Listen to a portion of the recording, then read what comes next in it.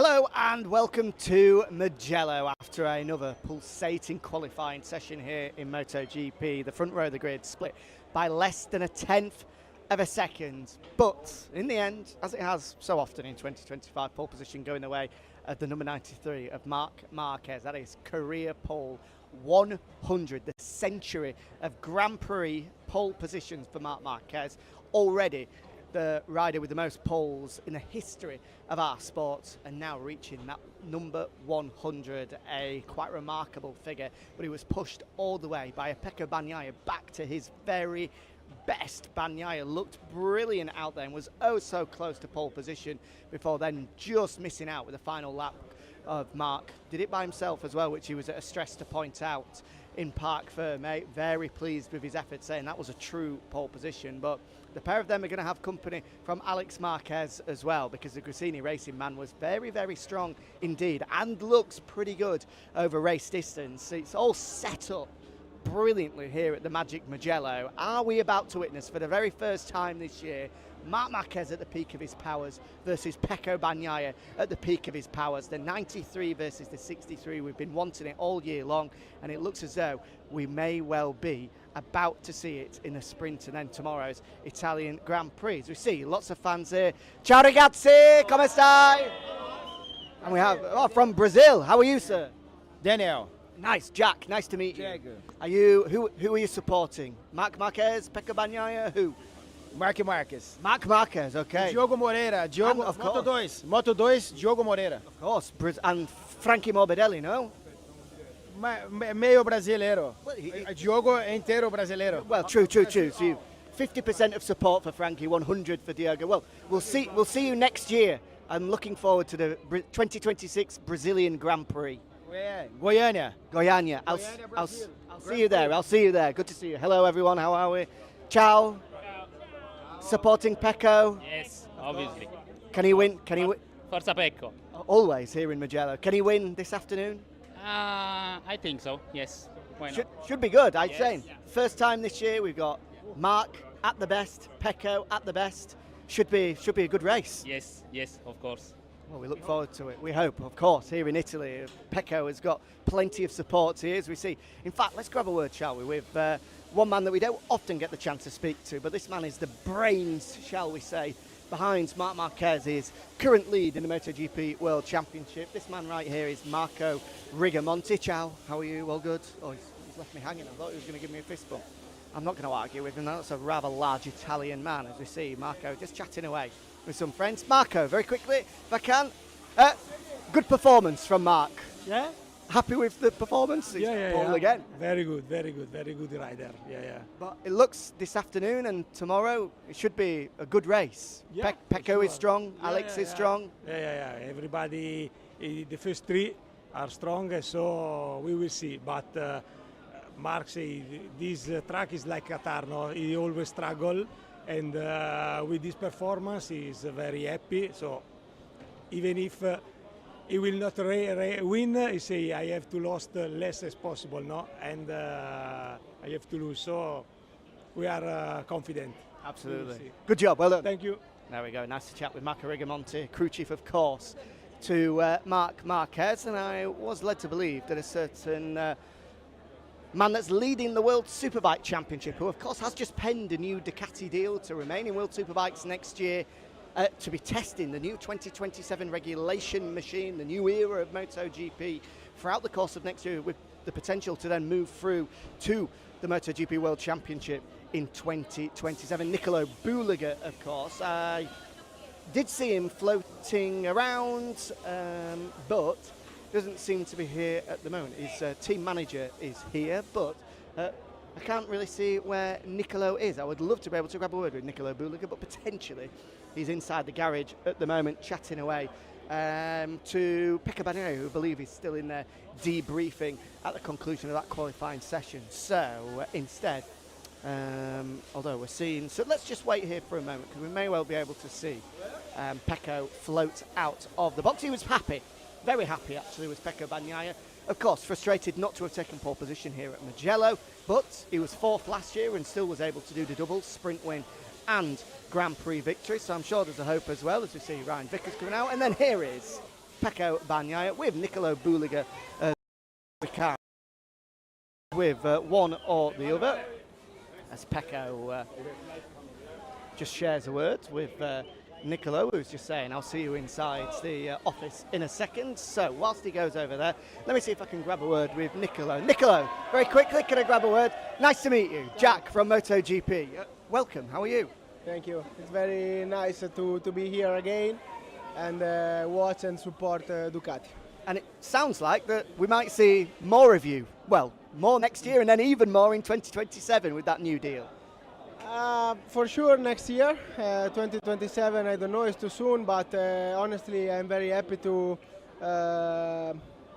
try MotoGP for the first time next year, and will be very nice and interesting, especially because I will try the MotoGP already with the new regulations, so I'm happy for that, and then we will see. We've been saying all week what the fans can expect when Toprak comes next year. Nobody knows him better than you. A great battle for the World Superbike Championship this year. What can we look forward to with the arrival of such a superstar like Toprak?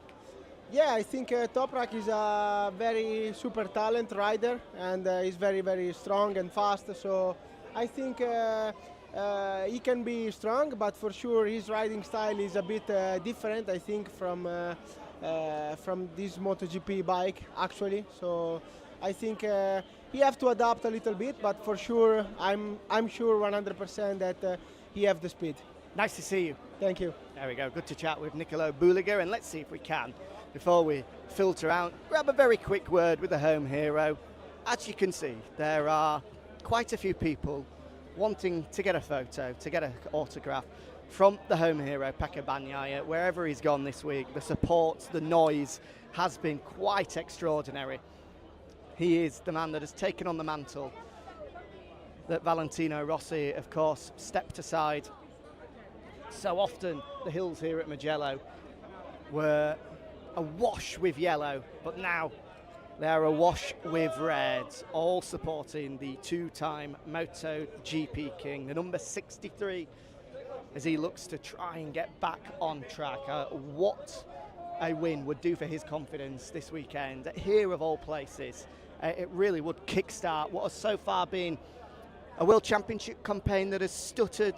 He hasn't been anywhere near his best, but it does seem, after that big change on Sunday morning in Aragon, the work done at the Aragon test, he then said they made yet further changes this morning that have helped him. He sounds as confident as I've heard him all season, and he will give everything, that I can guarantee.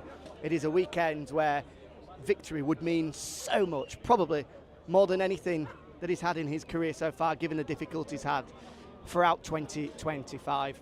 And I have to say, as ever, those of you that watch Inside the Paddock regularly will know that Pecco Bagnaia is one of the best riders out there for offering his time to the Italian fans, to the fans wherever we go around the world.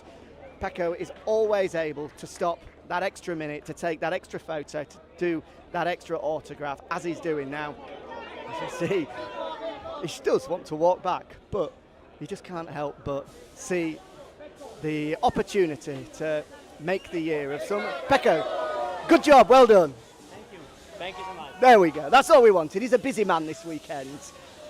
He's happy with the performance. I don't want to hold him any longer because he needs to debrief and get ready for what is going to be a big, big couple of hours ahead as we filter through and make our way out of the pit box here. Pecco with his close family connection there, as we can see in the office. He's just, in fact, he's going to do some autographs here as well. I mean, just a mark of the man. What a gentleman Pecco Bagnaia truly is. I thought he was going to go into his office, but no. Not only has he done the fans on that side, he'll do these ones here as well. But we are going to try and squeeze out and go in this direction. So let's follow. Come on, excuse me. Sorry, no, my fault. Keep your spot in there. I don't want you to miss out on that autograph. There you go. Dive in there. I'm going to head round because not only are people queuing up to try and get an autograph or a photo with the former world champion Pecco Bagnaia, but there's a certain Valentino Rossi here as well. So there's quite the queue when it comes to the VR46 concern, which we are now at. In terms of what happened in qualifying, let's just recap. We told you the front row of the grid. That, of course, Marc Marquez, Pecco Bagnaia, Alex Marquez, looking at the second row of the grid, a fascinating one. Fabio Quartararo, after that partial dislocation of the left shoulder yesterday, able to get it popped back in the gravel trap, then went to Florence Hospital last night, and all the checks were A-OK after an MRI scan. Back out on the bike this morning, 4th on the grid. Brilliant job by Fabio Quartararo. It left it late, but Maverick Vinales, having shown very, very strong pace throughout the weekend, was able to just about salvage that qualifying session. Middle of the second row of the grid for him in 5th. Frankie Morbidelli, is it Frankie or Digits? One of the VR46 bikes. Let me get it right for you. It is Frankie Morbidelli. I was right, should have trusted my gut. He sits there in 6th spot with teammate Fabio Di Gianantonio, 1 spot behind, fronting row number 3 in 7th. And it was an impressive job by, Pedro Acosta in 8th, just backing up that KTM have got a little bit in hands this weekend and are able to just about take the fight. But Alex Rins as well, 3rd row of the grid for him. Very, very good job by Alex. Before we then get Marco Bezzecchi into the top 10, that's all he wanted. A step forward from what we've had over recent qualifying sessions. 4th row of the grid, not ideal, but certainly it will be pleased with the fact that he was able to qualify pretty strongly there before we then get the guys that moved through from Q1. Ralph Fernandez in 11th and Fermin Aldeguer in 12th. Only the 1 tyre for those guys and weren't able to piece it together, unfortunately. So that's you front 4 rows of the grid as we see people waiting for Valentino Rossi. Hello guys, how are you? Good, thank you. Whereabouts are you from? Rochester in Kent in England. Oh, very nice. I'm Jack, nice to meet you. Jack. How are you? Jack, how are you? Jack, nice to meet you. Maria and Michael. Michael, how are you guys? First time at Mugello? No, No. Oh, okay. this is our 3rd year. Oh, wow, very good. At Mugello, non si dormi. Speak Italian as well, of course. At Mugello, nobody sleeps. And have you been staying in the circuit grounds? Yeah, So you can confirm that nobody ever sleeps at Mugello? absolutely. At what time did the engine stop going last night? I think it was about 7 o'clock this morning. Okay, so not bad. I can see that's why you're probably wearing the sunglasses then. Yeah, and also the anticipation of anticipation.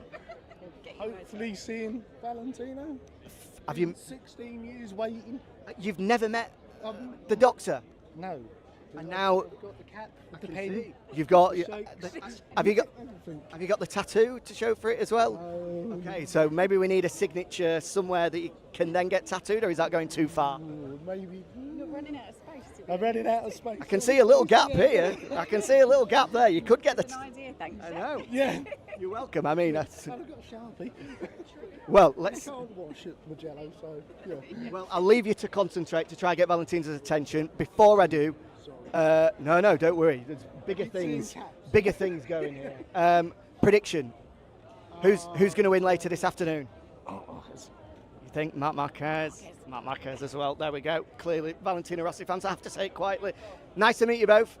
Have a good weekend. Let's hope that they can get that autograph of Valentino Rossi. It's a tough one to get, let me tell you. If you're coming to a MotoGP paddock and you want, well, firstly, for Valentino to be here, he doesn't come to all of them, so that's first box tick. The fact that he's here is great. Then Valentino is a tough man to pin down for an autograph. He's done it for, 25 years, 30 plus years now.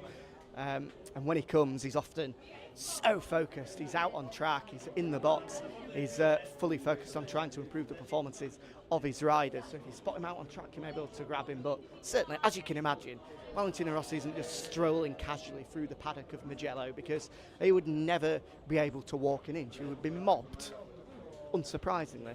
So we'll wander down here and we see whose levers are these. This looks lovely. This, of course, Fabio Di Gianantonio's leather suit, courtesy of Dane Easy. The VIP guest just getting a bit of a talk.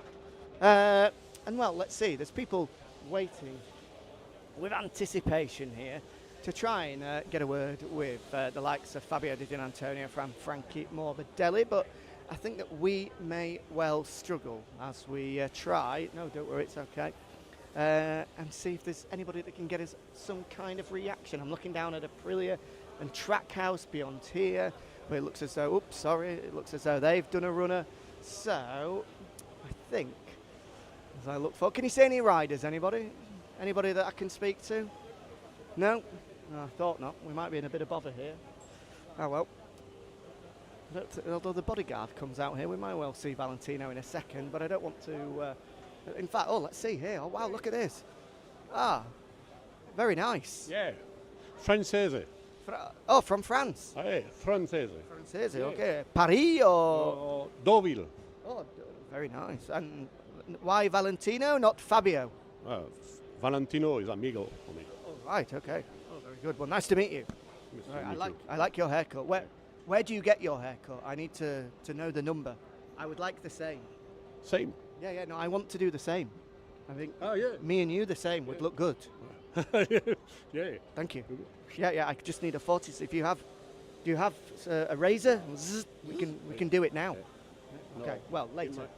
In my hotel. In the hotel, okay. We'll bring it tomorrow. We'll do it tomorrow. Nice to meet you. There we go. Love the haircut. Looking good. What do you think? Could I style that? It's nice. I think I could probably rock that. A little 46 in the back of the head.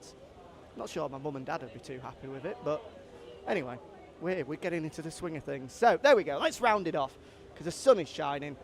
I don't want to bother the riders too much here because of the heat, because of the amount of work that they've got on. Sprint coming up, Grand Prix tomorrow.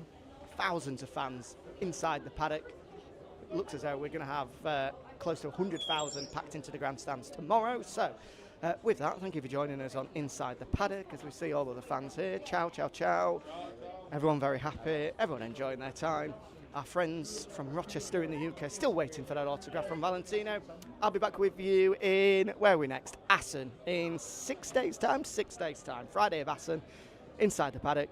Enjoy the weekend. It's going to be a good one for the very first time this year. I think we're going to be treated to Marc Marquez, Pecco Bagnaia, the head-to-heads that we all wanted. It's what we build 2025 as delivering, and finally we're going to see it. So tune in to find out which of the top dogs will be barking loudest. Ciao.